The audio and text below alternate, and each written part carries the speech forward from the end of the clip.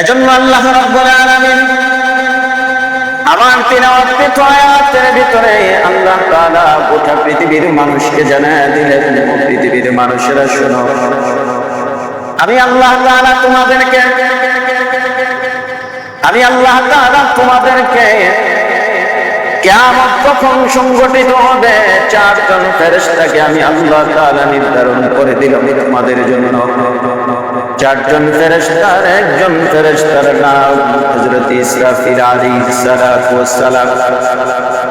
হযরত ইসরাফিল আলাইহিস সালাতু ওয়াস সালামের দায়িত্ব কি?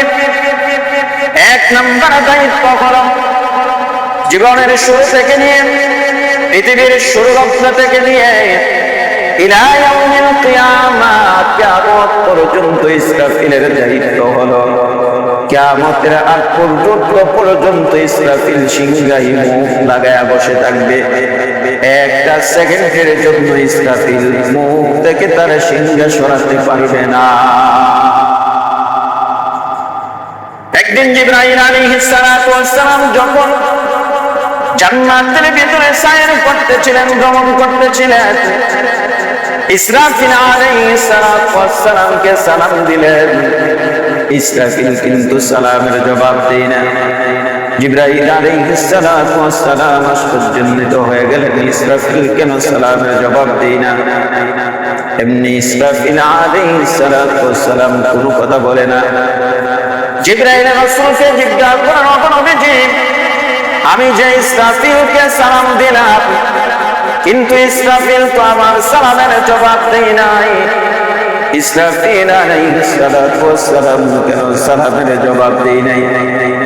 আল্লাহ রাব্বুল আলামিন তার রাসূলকে জানায় দিলেন, যদি ইসরাফিল সিংহা মুখ থেকে সরায়া সালামের জবাব দিত, আর ওই মুহূর্তে যদি আল্লাহর পক্ষ থেকে কিয়ামতের সিংহায় ফু দেওয়ার জন্য নির্দেশ আসতো, অর্থাৎ এই মুহূর্তে যদি ইসরাফিল আলাইহিস সালাতু ওয়াস সালামের সিংহায় ফু দেওয়ার জন্য নির্দেশ প্রদান আল্লাহ তাআলা করতেন, করার সাথে সাথে সিংহায় ফু দেওয়ার সুযোগ ছিল না।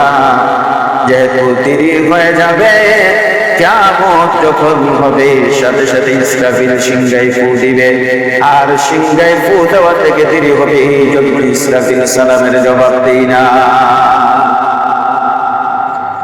এই কথার দ্বারা স্পষ্ট বোঝা যায় যে আল্লাহ তাআলা কিয়ামতটাকে নির্ধারণ করে রাখলেন। কিয়ামত কখন হবে দুনিয়ার কেউ জানে না, কেউ জানে না। আল্লাহ তাআলা ছাড়া দুনিয়ার কেউ জানে না কিয়ামত কখন হবে। কিয়ামত কখন হবে আল্লাহ তাআলা কেউ জানে না, এবং রাসূলও জানে না।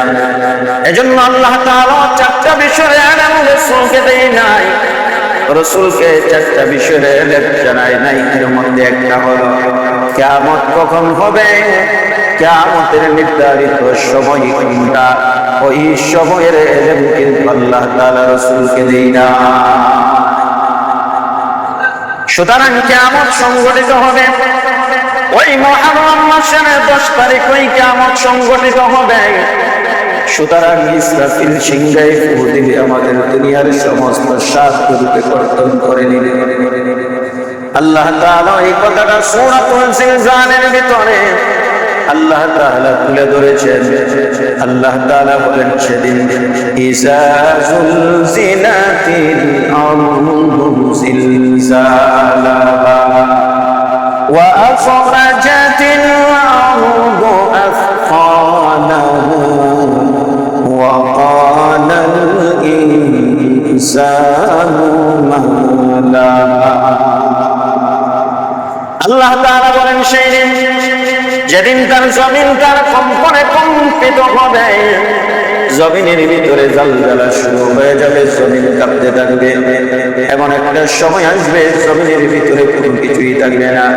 ইসরাফিল আলাইহিস সালাতু ওয়াস সালাম যখন সিংহার ভিতরে ফু দিবে, প্রথম ফুৎকারের সাথে সাথে জমিনের মধ্যে জালজালা তৈরি হয়ে যাবে, জমিনের অপরাধীদের মধ্যে জালজালা তৈরি হয়ে যাবে, সমুদ্রের পানিগুলো শুকিয়ে যাবে, দুনিয়ার সমস্ত বৃক্ষগুলো ওলট পালট হয়ে যাবে, পাহাড়গুলো স্থানান্তরিত হয়ে যাবে, পাহাড়গুলো তুলার মতো উঠতে থাকবে, পাহাড়গুলো রঞ্জিত হয়ে যাবে, এমন অবস্থা তৈরি হয়ে যাবে জমিনের মধ্যে কোনো কিছুই বাকি থাকবে না, কোনো কিছু বাকি থাকবে না, বিশাল বিশাল অট্টালিকাগুলো তুলার মতো উঠতে থাকবে। আল্লাহ রাব্বুল আলামিন পরবর্তী আয়াতের ভিতরে এই কথাটাই বলেন, এমন অবস্থার ভিতরে মানুষগুলো এমন অবস্থায় হয়ে যাবে, সমস্ত মানুষগুলো দুনিয়ার জমিন থেকে বিদায় হয়ে যাবে। এই পৃথিবীর জমিনে বৃক্ষ তরুণতা গাছপালা কোনো কিছুই থাকবে না, সমস্ত জমিন তখনই তৈরি হয়ে জমিন ফেটে যাবে। আল্লাহ তাআলা বলেন ওয়া আখরাজাতিল আরদু আসফালাহা, জমিনের নিচে যা কিছু আছে জমিন তার সমস্ত কিছু উগলা দিবে, বের করে দিবে। অর্থাৎ জমিনের নিচে বহু খনিজ সম্পদ আছে, যেই সম্পদের জন্য দুনিয়ার জমিনে মানুষ মারামারি করে, যেই সম্পদের জন্য ভাই ভাই দুনিয়াতে ভাই ভাই হত্যা সংগঠিত করে, ভাই ভাইয়ের উপরে জুলুম করে, ভাই তার বোনের উপরে জুলুম করে, যেই সম্পদের জন্য আল্লাহ তাআলা বলেন ওই কিয়ামতের ময়দানে জমিনের নিচে যতগুলো সম্পদ আছে সমস্ত সম্পদগুলো বের হয়ে যাবে। ওয়া আখরাজাতিল আরদু আসফালাহা ওয়া ক্বালাল ইনসানু মা লাহা, সমস্ত সম্পদগুলো যখন বের হয়ে যাবে মানুষ তাকে দেখবে জমিনের নিচে যত সম্পদ আছে বের হয়ে যাইতেছে, মানুষ আফসোস করবে, আফসোস করবে, আহারে যেই সম্পদের জন্য দুনিয়াতে ভাই ভাইকে হত্যা করেছিলাম, যেই সম্পদের জন্য প্রতিবেশী হয়ে প্রতিবেশীর সাথে জুলুম করেছিলাম, যেই সম্পদের জন্য দুনিয়ার জমিনে ভাই হওয়া সত্ত্বেও বোনের উপরে জুলুম করেছিলাম, ওই সম্পদগুলো কিন্তু আজকে আর বের হয়ে যাইতেছে। সম্পদ আজকে কে নিবে? দুনিয়ার জমিনে ওই সমস্ত মানুষগুলো যারা রাত্রেবেলা মানুষের ঘর থেকে সম্পদ আত্মসাৎ করতো, ঘর থেকে সম্পদ গুলো নিয়ে আসতো, মানুষের উপরে জুলুম করে করে অস্ত্র টাকায় সম্পদ নিয়ে আসতো, ওই মানুষগুলো বলতে থাকবে আল্লাহ যেই সম্পদের জন্য দুনিয়াতে এত পেরেশান ছিলাম আজকে সেই সম্পদ নেওয়ার কেউ না।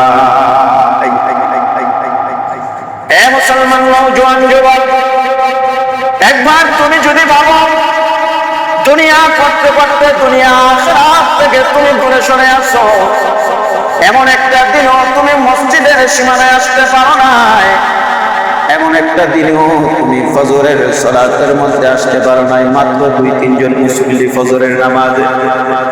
একবার ভাবেন তো আমার আপনার অন্তরের ভিতরে এই কিয়ামতের ভয় আছে কিনা?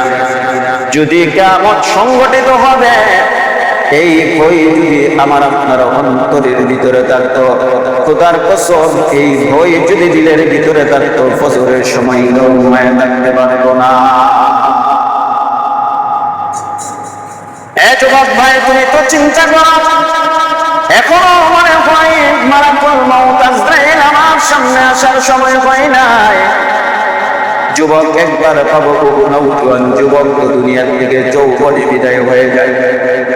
গত 2 দিন পূর্বেই দেখেছো একটা ছেলে দুনিয়ার থেকে বিদায় হয়েছে, তার বাবারও সম্পদের অভাব ছিল না, বহু সম্পদ ছিল, কিন্তু সন্তান তো দুনিয়াতে থাকতে পারে নাই।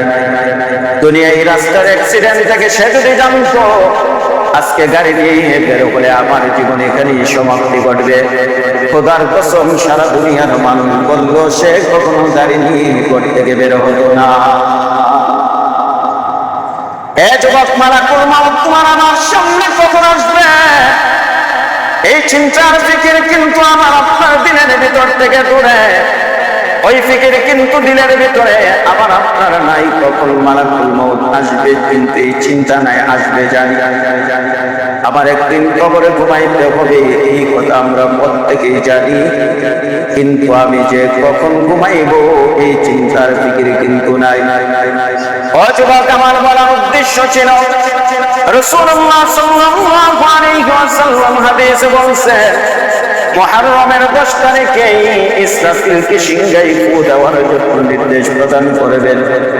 আর যেদিন মুহররমের 10 তারিখ জুমার দিন হবে, ওই দিনে ইসরাফিলকে আল্লাহ তাআলা সিংহায় ফুৎকারের কথা বলবে।